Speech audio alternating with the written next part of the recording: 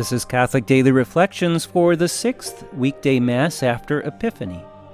Today's reflection is entitled, He Must Increase, I Must Decrease.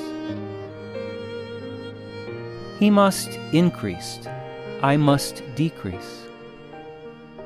These powerful and prophetic words of St. John the Baptist should echo in our hearts every day. They help set the tone for all that we are and who we must become. What do these words mean?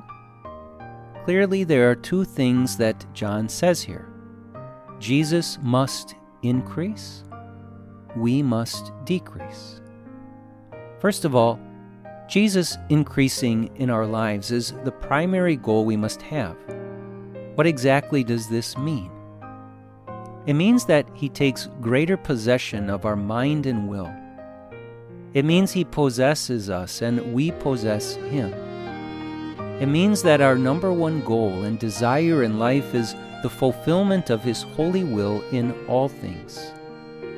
It means that fear is cast aside and charity becomes our reason for living. It's very freeing to allow the Lord to increase in our lives. It's freeing in the sense that we no longer have to try and manage on our own. Jesus now lives in and through us. Second, when John says that He must decrease, he means that His own will, desires, ambitions, hopes, etc., must dissolve as Jesus takes over. It means that all selfishness must be abandoned and selfless living must be the founding principle of our lives. To decrease before God means we become humble.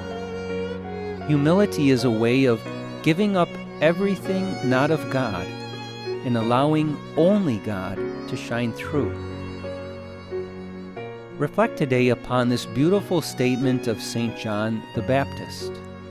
Make it a prayer and say it over and over. Let it become the guiding principle of your life. Let us pray. Lord, You must increase and I must decrease. Please come and take complete possession of my soul. Transform my mind and heart, guide my will, emotions, and desires, and allow me to become a holy instrument of Your divine life. Jesus, I trust in You.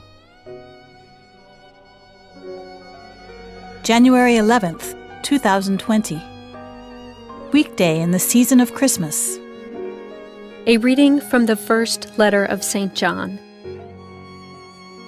Beloved, we have this confidence in Him, that if we ask anything according to His will, He hears us.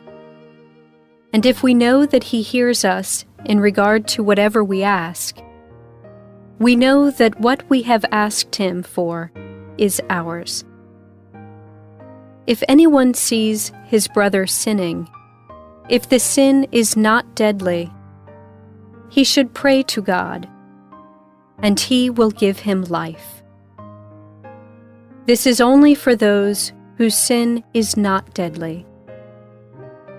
There is such a thing as deadly sin, about which I do not say that you should pray.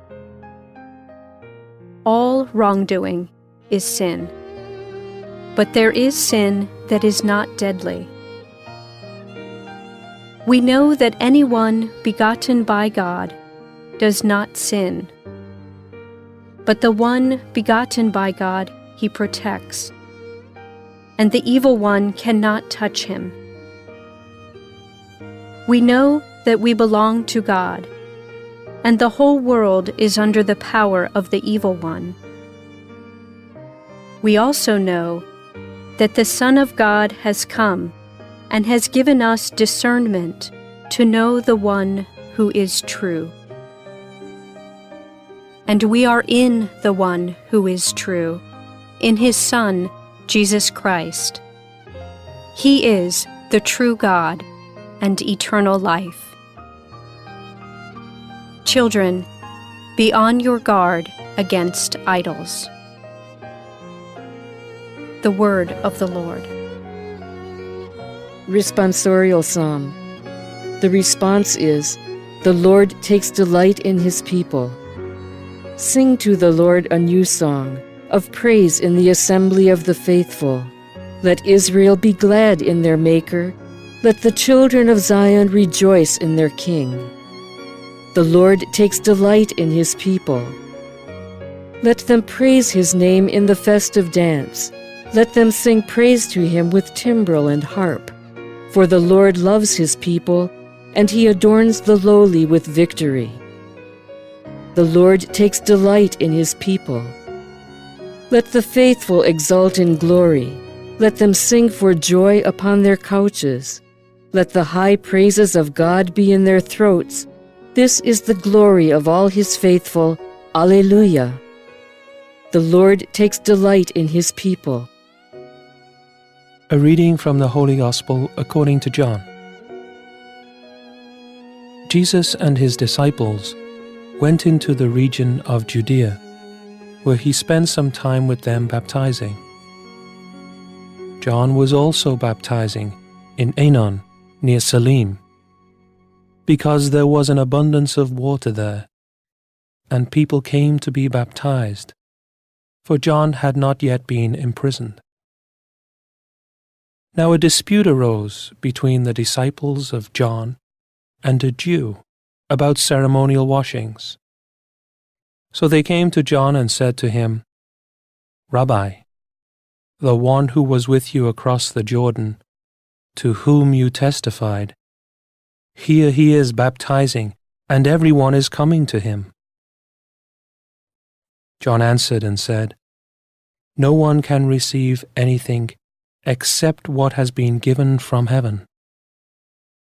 You yourselves can testify that I said that I am not the Christ, but that I was sent before him.